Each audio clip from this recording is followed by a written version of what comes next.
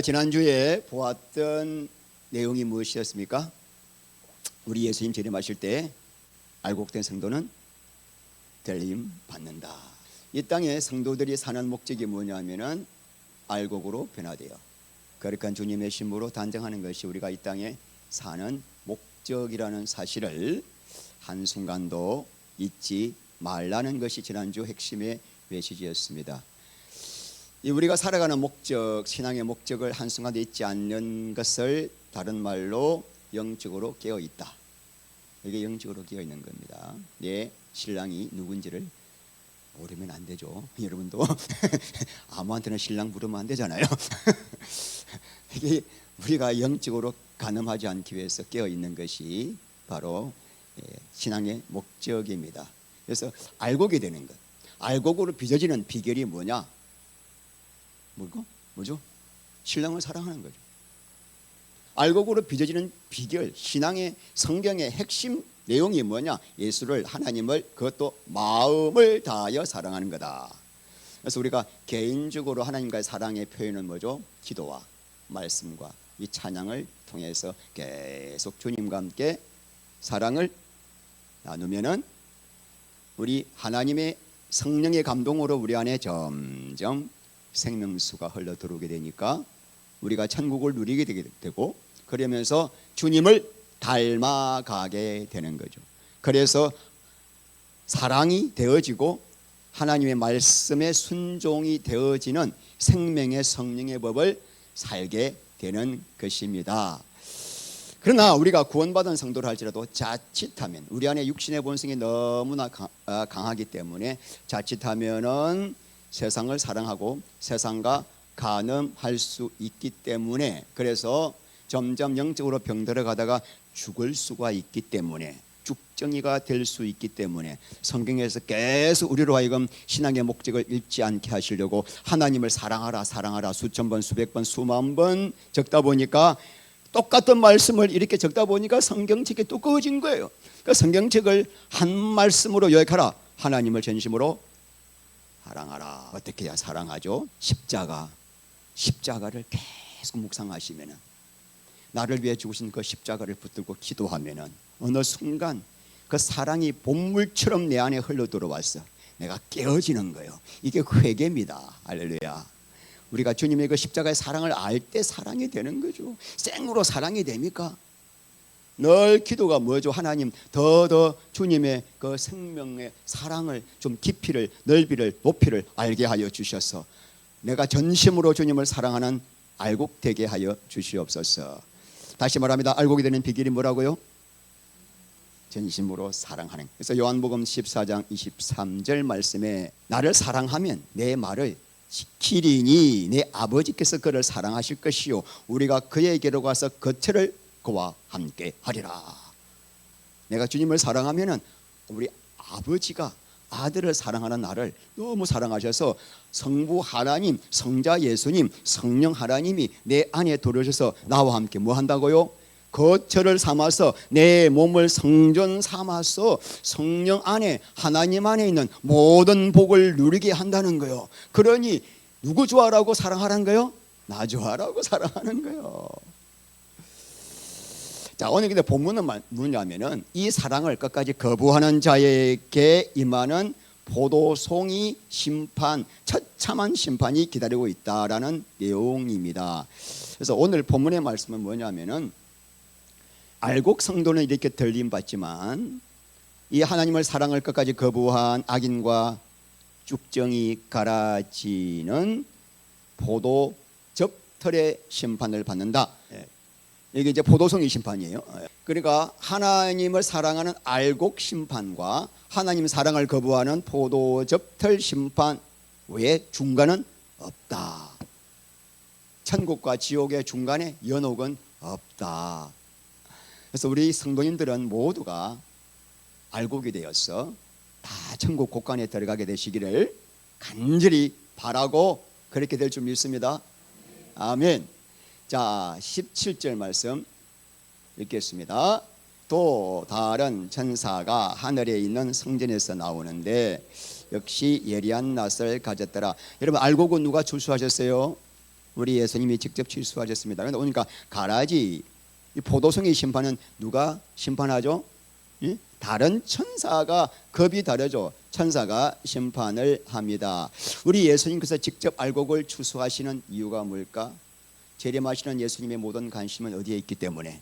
당신의 거룩한 신부에 있기 때문에. 그래서 우리 예수님은 우리에게 다시 오실 때 내 신부가 얼마나 거룩하게 단장되었는지 그것 때문에 그냥 가슴이 설레가지고 우리 신부부터 데리고 올라가는 거예요. 그리고 난 다음에 이 땅에 뭐가 임합니까? 무서운 포도즙털이 심판이 임하는 것입니다. 그래서 포도즙털 심판은 누가 심판을 집행한다? 천사가 심판을 집행한다는 것입니다. 자, 그런데 여러분, 이 악인들을 심판하는 천사가 어디에서 나오고 있습니까? 하늘에 있는 성전 나우스 하나님의 임재를 상징하죠. 자, 지금 하나님께서 이 포도송이 악인들을 추수하는 이 포도즙털의 무서운 심판을 집행하는 자가 예수님이 아니라 하늘 성전에서 나오는 천사다. 하늘에 있는 성전에서 나온다는 이 말은 이 천사가 자기 마음대로 기분 내키는 대로 악인들을 심판하는 것이 아니라 뭐다? 하나님의 절대 주권적인 계획 아래서 심판을 집행한다라는 것을 알 수가 있습니다. 여러분, 지금 우리가 이 세상 볼 때 하나님 왜 저 악한 인간들 빨리 오셔서 심판하지 않으십니까? 왜 이렇게 심판이 더디십니까? 라고 답답하게 느껴질 때가 있죠. 여러분, 지금도 하나님의 심판의 맷돌은 천천히 하나님의 시간표에 따라 돌아가고 있습니다. 저 악인들은 이미 맷돌 안에 들어가서 심판을 대기하고 있는 자들입니다.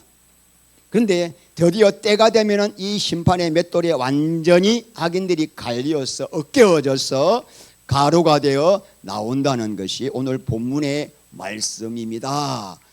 오늘 이 말씀을 주신 걸 통해서 뭘 알 수가 있냐면 우리는 이 세상 돌아가는 이 세상 일 때문에 너무나 마음이 흔들려서는 안 된다. 시편 37편에 행악자를 인하여 불평하지 말며 불의를 행하는 자를 투기하지 말라. 그들은 풀같이 속히 배임을 받을 것이요 푸른 채소같이 세잔할 것임이라. 할렐루야. 불쌍합니다. 제가 요즘 3일에 한 번씩 이렇게 블로그로 이렇게 이제 낙엽을 후후 이렇게 부는데 낙엽들이 바람 따라 휘 몰려가는 걸 볼 때 악인은 그렇지 않으며 바람에 나는 개와 같도다. 이 말씀이 항상 떠올라. 저 인간들 아이고 어? 복 있는 사람은 시들을 쫓아 가시를 맺으며 그 행사가 형통한데 저것들은 바람이 휘휘 날리는 얼마나 불쌍한 존재인지 모릅니다. 그러므로 우리는 어떤 상황에도 세상에 어떤 악한 일들이 벌어져도 절대 주권자 하나님만을 의지하며 평강 가운데 주님을 맞이해야 됩니다. 두려워하지 말고. 자, 뭘 가졌습니까? 예리한 낫을 가졌습니다. 여러분, 예수님도 뭘 가졌죠? 아까 우리 지난주에 봤죠? 예리한 낫. 근데 이 양반도 예리한 낫을 가지고 있는 이유가 뭘까요? 악인들을 심판하는 기준도 하나님의 말씀이기 때문에. 자, 요한복음 14장 28절 나를 저버리고 내 말을 받지 아니하는 자를 심판할 리가 있으니 곧 내가 한 그 말이 마지막 날에 그를 심판하리라. 여러분, 하나님 말씀이 하나님처럼 받아들여지십니까? 늘 말씀 앞에 두렵고 떨립니까? 그 말씀을 성령의 능력으로 이루어져 가고 있습니까? 그 사람이 인침받은 자요. 말씀에 나는 관심이 없어. 무슨 말씀인지 듣고 싶지도 않고. 그 사람은 나중에 말씀대로 심판받습니다. 하나님 말씀을 하나님처럼 받아들여야 돼요. 두렵고 떨림으로 늘 말씀 앞에서 우리가 눈물로 하나님 이 말씀이 내 안에 이루어질 수 있도록 성령의 은혜를 부어주시옵소서. 이 천사가 그런데 말씀을 상징하는 예리한 낫을 가지고 있습니다. 자, 18절 읽겠습니다. 또 불을 다스리는 다른 천사가 예리한 낫 가진 자를 향하여 큰 음성으로 불러 이르되 내 예리한 낫을 휘둘러 땅에 포도송이를 거두라. 그 포도가 익었느니라 하더라. 이 18절 내용을 제미나이 3를 통해서 우리가 영상을 보겠습니다. 네 예리한 낫을 휘두르 땅에 포도송이를 거두라. 그 포도가 익었느니라. 괜찮습니까? 제미나이 소리가 똑똑히 한 3분 만에만 2, 3분 만에 이렇게 만듭니다. 얘가 장절만 적어주면 얘가 이렇게 만듭니다. 이 순간에 낫을 가진 천사가 추수하러 성전에서 나오는 거 봤죠? 그런데 이번에는 또 다른 천사입니다. 그런데 뭘 다스리는 천사? 불을 다스리는 천사가 어디서 나옵니까? 얘는 제단서. 아까 낫 가진 자는 어디서 나왔죠? 하늘의 성전에서. 그래서 이 낫 가진 자를 향하여 불을 다스리는 천사가 뭐라고 큰 소리로 외칩니까? 네 예리한 낫을 휘둘러 땅에 포도송이를 거두라. 그 포도가 익었느니라. 여러분, 왜 하필이면은 불을 다스리는 천사가 낫 가진 천사에게 명령을 내릴까요? 성경에서 여러분, 불은 여러 가지 의미가 있죠. 불, 첫 번째 불 하면 뭐가 떠오릅니까? 출애굽기 3장에 모세가 떨기나무 가운데서 불 가운데 하나님을 만났죠. 그 불은 하나님의 능력의 말씀 또는 그분의 임재를 상징하죠. 또 불은 성도를 연단시키는 시련. 베드로전서 1장 7절 너희 믿음의 시련이 불로 연단하여도 없어질 것보다 더 귀하여 예수 그리스도 나타나실 때 칭찬과 영광과 존귀를 받게 하려 하며. 할렐루야. 우리 삶 속에 시련, 연단, 눈물, 고통 다 뭐죠? 우리를 연단시켜서 예수님의 거룩한 신부로 만들어서 칭찬, 영광, 존귀 다 받게 하시려고. 할렐루야. 이것이 불의 두 번째 의미고, 마지막 불의 심판, 하나님의 진노의 심판을 상징하는데 오늘 본문은 1, 2, 3번 중에서 뭘까요? 그래서 이건 하나님의 진노의 불을 의미한다. 그래서 히브리 12장 29절 우리 하나님은 소멸하시는 불이십니다. 우리 하나님은 악과 죄악을 완전히 불태워버리는, 악인을 불태워버리는 심판의 하나님. 마태복음 3장 12절에 쭉정이는 꺼지지 않는 불에 태우시리라.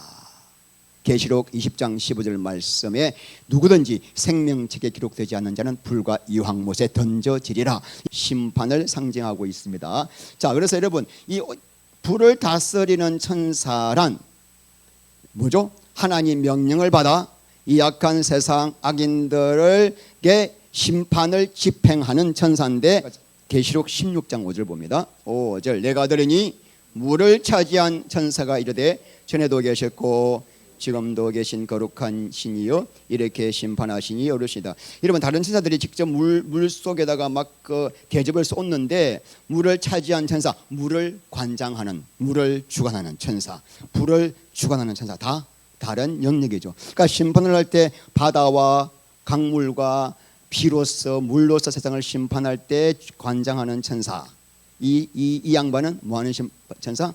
불로 심판 내릴 때 하나님 명령을 집행하는 천사라는 것을 알 수가 있습니다. 이 천사가 어디서 나온다? 제단에서 나온다. 이 제단은 분향단이 아니라 번제단입니다.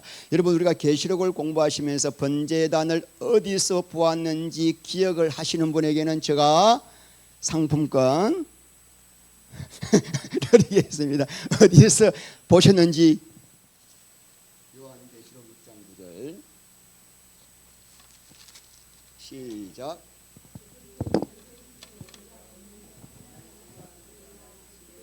죽임을 당한 영혼들이 어디에? 예, 제단 아래. 이게 번제단. 그러니까 예수님의 이름과 그 복음을 전하다가 순교당한 영혼들이 하늘 성소 제단 아래에서 뭐라고 외치고 있습니까? 10절 말씀. 큰 소리로 불러 이르되 거룩하고 참되신 대주제여 땅에 거하는 자들을 심판하여 우리 피를 갚아주지 아니하시기를 어느 때까지 하시려 하나이까 하니 각각 그들에게 흰 두루마기를 주시며 이르시되 아직 잠시 동안 쉬되 그들의 동무 종들과 형제들도 자기처럼 죽임을 당하여 그 수가 자기까지 하라 하시더라. 그래서 우리가 이렇게 그림도 기억나시죠? 그림도 기억나시죠? 제단 아래에서 하나님의 순교당한 종들이 간절히 탄식하면서 우리 피를 언제까지 갚아주지 아니하시겠습니까? 그러니까 흰 두루마기를 주면서 잠깐 쉬라, 너의 동무 종들의 수가 자기까지. 근데 그 제단에서 지금 나오고 있습니다. 불 다스리는 천사가 그 제단에서 나온다는 말은 이제 이들의 기도대로 하나님께서 심판을 내릴 때가 되었다. 또 어떤 의미가 있습니까? 하나님이 예정하신 순교자들의 수가 찼다. 악인들의 죄가 너무 무례히 익어서 심판받기에 합당할 만큼 죄악이 가득 찼다. 심판을 내리겠다라는 의미를 우리가 볼 수가 있죠. 자, 그런데 이 그 불을 다스리는 천사가 누구에게? 낯설던 천사에게, 다시 읽겠습니다. 내 예리한 낯을 휘둘러 땅에 포도송이를 거두라. 그 포도가 익었느니라 하더라. 자, 포도송이는 뭘 상징하죠? 짐승에게 경배하고 짐승표를 받은 땅에 속한 자, 사탄에게 인침받은 사탄에게 속한 자들이죠. 근데 이번 포도가 익었다는 말은 무슨 말이죠? 그들이 심판받기에 조금도 부족함이 없도록 죄가 완전히 무르익었다. 여러분, 우리가 15절 봅니다. 14장 15절.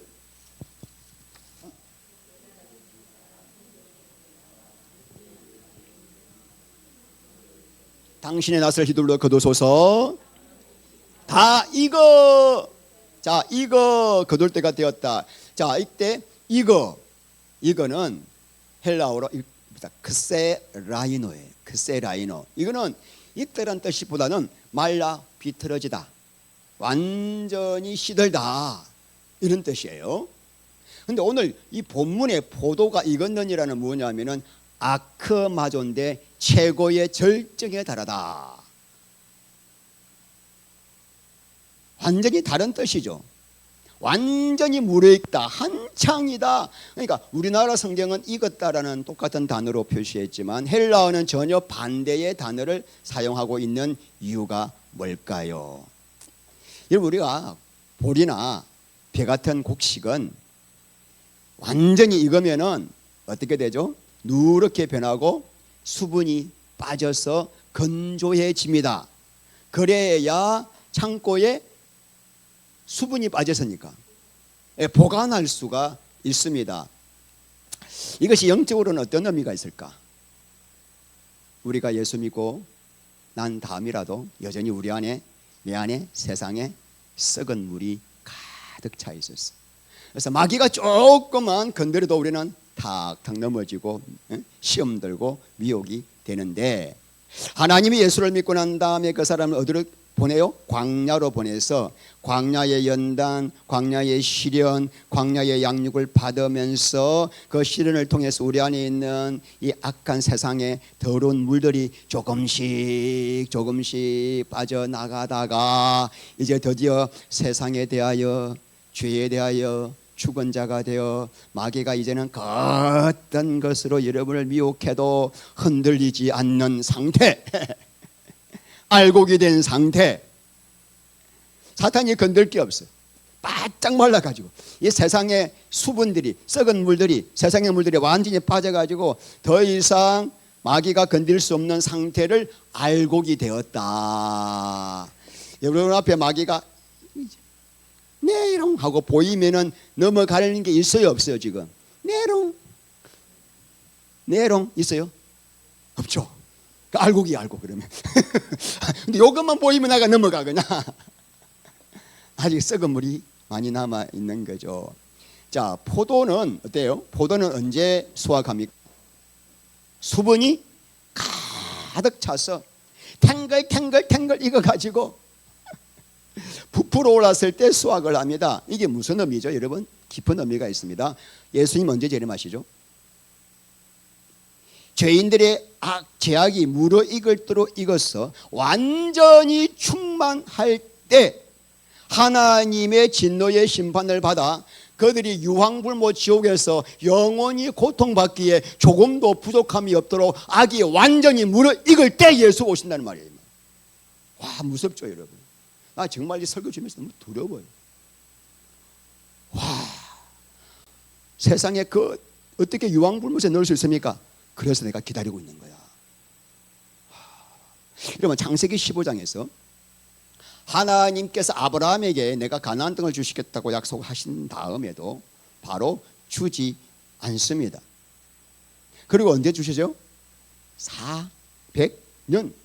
400년 뒤에 주시는데 이유가 뭐냐면은, 자, 창세기 15장 16절, 내 자손은 땅으로 돌아오리니 이는 아모리 족속의 죄악이 아직 가득 차지 아니하. 여러분, 아브라함의 후손들이, 아브라함이 가나안 땅을 차지하려면은 가나안에 있는 족속들을 쫓아내야 되죠.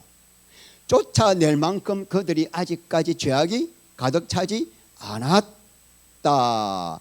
가나안을 정복할 때 하나님께서 여호수아에게 호흡이 있는 자는 다 죽여라. 여러분, 그런 심판을 받으려면은 이 가나안 족속들의 죄악이 포도송이처럼 통실통실 탱글탱글하게 무르익어야 더 충만해야 하는데 그 기간이 얼마 걸립니까? 400년 걸립니다.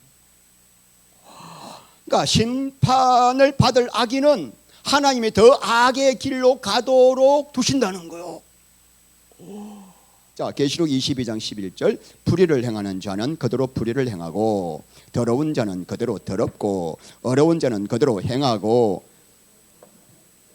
히브리 성경을 직역할게요. 뭐라 되냐면은, 불의를 행하는 자는 계속 불의를 행하게 하고 더러운 자는 계속 더럽게 살도록 내버려 두라. 어려운 자는 어려움을 계속 행하도록 하게 하고 거룩한 자는 그 거룩하게 되도록 계속 하라. 자, 종말이 될수록 불의를 행하는 자는 더 악랄해지고 더 더럽고 더 음란해져서 죄가 포도송이가 탱글탱글 익어가는 것처럼 계속 그렇게 되도록 내버려 두라. 그런데 생명의 길을 가는 성도들은 더 의를 행하고 더 거룩한 열매를 맺어서 점점 알곡으로 익어가도록 해라 말이에요. 이게 명령문으로 되어 있어요. 명령문으로. 그렇게 하도록 내버려 두고 성도들은 점점 생명과 진리의 길로, 알곡의 길로 갈 수 있도록 해라. 그러니까 재림과 심판의 때가 되면은 지금 영적인 상태가 그대로 굳어져서 바뀌지 않는다. 와, 참 무서워요. 그래서 회개하고 변화되는 게 쉽다, 어렵다? 너무나 어렵다. 앞으로 갈수록 이렇게 회개가 안 될까? 와, 이게 여러분, 그래서 내가 한번 생명의 길을 들어갔으면 이 길에서 방심하면 안 돼. 절대로 방심하지 마. 끝까지 이 길을 달려갈 수 있도록 깨어있어라, 이 말이야, 오늘 말. 그래야 알곡이 되어서 덜림받는다. 19절 말씀 볼까요? 천사가 낫을 휘둘러 땅에 포도를 거두어 하나님의 진노의 큰 포도주 틀에 던지매. 포도주 틀은 와인 프레스라고 하는데 우리는 생소하지만 이스라엘 백성들에게는 포도주가 음료수이기 때문에 아주 중요한 시설입니다. 이 포도주 틀을 어떻게 만드느냐면은 이렇게 주로 석회암 바위를 깎아서 만듭니다. 그래서 두 개의 웅덩이를 만드는데 위쪽의 웅덩이에서 위에다가 포도를 두면은 그 포도 위에 남자 서너 명이 올라가서 밟습니다. 밟으면은 그 밑에 쪽으로 접이 빠집니다. 해결에 대한 첫 집회 때 해렸더니 좀 영상하게 그렸네요. 그렇게 올라갈 때 반드시 무좀인 사람들은 올라가면 안 됩니다. 맛이 없습니다. 그래가지고 저 내려오는 저 포도즙을 숙성시키면은 포도즙이 포도주가 됩니다. 왜 하나님께서 악인들이 받는 심판을 포도주 접틀에 비유한 이유가 무엇일까요? 포도송이가 접틀에서 엇깨어져서 붉은 즙이 내려오는 이 모습을 통해서 악인들이 심판받아 피를 처참하게 흘릴 모습들을 연상시키고 있는 것입니다. 그래서 구약 성경에서 포도주 털 심판을 많이 예언하고 있습니다. 읽겠습니다. 이사야 63장 3절. 만민 가운데 나와 함께 한 자가 없어. 내가 물 홀로 포도주 접털을 밟았는데 내가 노함으로 말미암아 무리를 밟았고 분함으로 말미암아 짓밟았으므로 그들의 선율이 내 옷에 튀어 내 의복을 덜어드립시다. 이 말씀을 가지고 요한계시록 19장 13절 말씀 나옵니다. 요한계시록 19장 13절. 또 그가 피 뿌린 옷을 입었는데 그의 이름은 하나님의 말씀이라 칭하더라. 이 예수님이 아마겟돈 정령 때 내려오는 모습인데 이 피 뿌린 이 피는 예수님의 피 아니면 악인들의 피. 악인들의 피죠. 이것도 예수의 피라고 이렇게 설교하시는 분이 계시더라고요. 피는 다 예수 피가 아니라 이거는 지금 뭐요? 그 선혈이 예수님의 옷에 튄 모습을 그대로 이것을 지금 요한계시록에서 이렇게 인용하고 있는 겁니다. 자, 요엘서 3장 13절 말씀. 와서 밟아라. 포도주 털이 가득히 차고 포도주 털이 넘치니 그들의 악이 크민이라. 계속 구약에서 이 마지막 때 있을 신약의 포도송이 심판에 대해서 예언을 이미 많이 한 것을 그 이미지를 그대로 요한이 와서 인용을 하고 있는 것입니다. 자, 20절 말씀 읽겠습니다. 성 밖에서 그 털이 밟히니 털에서 피가 나서 말 굴레에까지 닿았고 1600 스타디온에 퍼졌더라. 이 내용을 영상으로 보시겠습니다.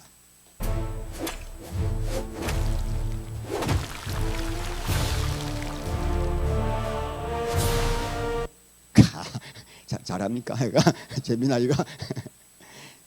자, 성 밖에서. 자, 여러분 이 포도주 털 심판은 성 안에서 일어납니까? 성 밖에서 일어납니까? 성은 뭘 말하죠? 예루살렘 성. 자, 신약에서 예루살렘 성은 하나님의 거룩한 교회 공동체를 상징하죠. 그러므로 하나님의 심판은 참 교회 안에 들어와서 그리스도의 지체가 되지 못한 자들에게 임하는 거죠. 예수 그리스도의 생명으로 연합하지 못한 자들에게 임한다는 것을 성 밖으로 표현을 하고 있습니다. 우리도 이렇게 여러분 성 밖에서 이 저주를 받아야 마땅한 죄인이지만 우리 예수님이 성 밖에서 십자가에서 피 흘려 죽으심으로 우리가 예수 안으로 들어오게 된 것입니다. 히브리서 13장 12절. 그러므로 예수도 자기 피로서 백성을 거룩하게 하려고 성문 밖에서 고난을 받으시느니라. 할렐루야. 이 은혜 날마다 생각해야 돼요. 그래야 우리가 성령님의 역사를 계속 채워. 십자가의 사랑, 십자가의 은혜. 자, 피가 나서 어떻게 됐어요? 말 굴레까지 닿았대요. 말굴레가 뭐냐면은 말에게 방향을 제어하기 위해서 입에다가 물리는 기구예요. 높이가 약 1.4m 정도 됩니다. 자, 피가 말굴레까지 닿았다는 말은 피가 바다를 이루었다는 거예요. 악인들의 심판이 그만큼 처참해서 피로 범벅이 되었다는 것입니다. 여러분 잉하를 볼 때 아주 악한 이 악당이 막 주인공을 막 괴롭히다가 결국은 이 주인공이 막 총으로 막 칼로 이 악당을 쏠 때 막 피가 팍 솟구쳐 오르면은 끔찍하죠 보기는. 그런데 속으로는 아이고 꽃이다 이런 생각 들죠. 싸다 싸. 저 인간 죽어도 싸다. 지금 이 초대교회 성도들이 예수를 믿는다는 이유 때문에 재산 다 빼앗기고 고문당하고 십자가에 처형당하고 그들이 그 로마에 대한 얼마나 마음에 적개심이 생기겠습니까마는 오늘 악인들이 받을 이 처참한 이 그림도 잘 그렸죠. 저 위에 있거든. 말 굴레까지는 못 왔지만 하여튼 말에 지금 피가 입에서 흐르고 있죠. 저 정도까지 피가 올라갔다는 거 아닙니까? 그래서 이런 내용을 왜 미리 보여주시냐면은 너가 절대로 복수하면 안 돼. 복수는 내가 하는 거야. 너 아무리 세상 정보가 엉망이라도 칼 들고 나가서 폭동 일으키면 안 돼. 무력으로 저들을 죽이면 안 돼. 복수는 내가 할 거야. 너는 깨어서 지금 어디로 가고 있는지만 분명히 알고 그 상황을 알려줘야 돼. 저 인간들 복수는 누가 한다? 하나님이 맷돌로 갈아버리면 얼마나 무섭게 하나님이 심판하실지 모른다는 거죠. 자, 1600 스타디온이라고 하는 것은 로마의 그 단위입니다. 거리를 재는 단위입니다. 약 몇 미터냐면은 스타디온이 1스타디온이 얼마요? 2m인데 192에다가 1600을 곱하면은 약 320km. 320km는 이스라엘의 남과 북의 거리가 320km. 이스라엘 전체의 심판이 임한다라고 그렇게 해석을 하기도 하지만 저는 이것을 상징적으로 풉니다. 자, 1600은 4 곱하기 4 곱하기 10 곱하기 10이에요. 자, 4는 세상수, 피조물의 수, 동서남북, 봄, 여름, 가을, 겨울, 사방, 땅 사방. 그래서 4는 피조 세계, 세상수, 10은 충만수. 그러니까 이 세상 어느 곳에 하나님의 심판의 영역이 미치지 않을 곳이 있다 없다. 하나님 심판은 완전하다, 철저하다. 이 심판 피하려고 화성 우주선 타고 화성 가도 하나님 그곳에서도 어떻게 해요? 심판 내리신다. 절대로 피할 곳 없다. 아무리 AI가 발달하고 뭐 별의별 걸로 나를 포장해도 하나님은 반드시 생명 없는 자에게 이 포도즙 틀의 심판을 내리겠다라는 것입니다. 오늘 말씀 맺겠습니다. 자, 알곡은 추수되어 천국 국간에 들어가지만은 쭉정이 가라지 악인들은 포도즙 틀의 심판을 받고 그것으로 끝나는 것이 아니라 영혼은 영원 불못에 들어가지 않습니까? 그러면 우리는 뭐가 되어야 돼요? 알곡이 되어야 합니다. 알곡이 되는 비결은 간단합니다.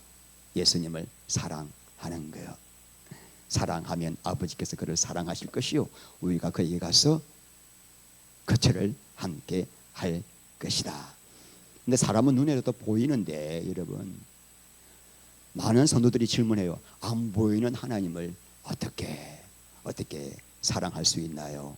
안 보이니까. 보이는 사람은 손이라도 붙잡을 건데 보이시던 하나님을 어떻게 합니까? 그래서 믿음의 주요 온전케 하신 이는 예수를 바라보자가 아포라우, 모든 관심을 그분에게 집중하는 거예요. Keep your eyes fixed on Jesus. 예수님께 눈을 픽스한 것을 그대로 유지를 시키라는 거예요. 네. 이게 영성의 가장 기초요 전부예요. 내 생각과 마음이 항상 예수님을 향하고 예수님을 찾고 예수님을 구하고 예수님을 사모하는, 이게 영성이에요. 처음에 이게 잘 감당이 안 되고 잘 이해가 안 되지만 계속 기도와 말씀과 찬양으로 예수님 십자가에서 나를 위해 죽으신 그 예수님을 찾고 구하고 갈망하고 사모하는 이 훈련이 필요해요. 그래서 골로새서 3장 1절 말씀에 너희가 다시 살리심을 받았으면 땅의 것을 생각하지 말고 위의 것을 찾으라 할 때 찾으라가 제테오는 간절히 구하는 거예요. 여러분 집에 돈을 내가 1000만 원 농에다가 숨겨놨어. 근데 갑자기 여기 안 보여. 안 보이나 하고 그냥 그만둘 분 계십니까? 눈에 쌍꺼락을 끼고 1000만 원 찾을 거 아닙니까? 안 찾아요 여러분들은? 와, 다 부자들이네. 예수님은 안 찾아. 그런데 예수님은 내 마음이 없어도 안 찾아. 늘 그냥 본청 만척에. 그게 영생에 죽어가는 거죠. 마태복음 6장 33절 너희는 그 나라와 그의 의를 먼저 구하라가 제테오예요. 제테오. 성경의 모든 핵심이 뭐냐? 예수님을 제테오하라. 계속 생각하고 구하고 혼자 차를 타고 갈 때 얼마나 좋습니까? 깊이 생각할 수 있잖아요. 또 생각하고. 네. 그래서 우리 예수님 어느 정도 생각하냐? 데살로니가전서 5장 10절 말씀에 예수께서 우리를 위하여 죽었사 깨어 있든지 자든지 자기와 함께 살게 하려 하심이라. 할렐루야. 한순간도 내가 너와 함께 떨어져 있고 싶지 않아. 그러니까 너는 자든지 깨든지 항상 나와 함께 살아라. 그렇게 되면은 어느 순간부터 내 안에 성령님의 생명이 흘러도는 걸 조금씩 느끼고 세상의 더러운 물은 자꾸 빠져나가면서 내 안에 이상한 알 수 없는 변화가 계속 오는 거예요. 이거는 맛을 보면 알잖아요. 해봐야 알잖아요. 그래서 다윗의 기도 제목이 시편 16편 8절 말씀에 내가 항상 여호와를 내 앞에 모심이요. 그가 내 우편에 계심으로 내가 요동치 아니하리로다.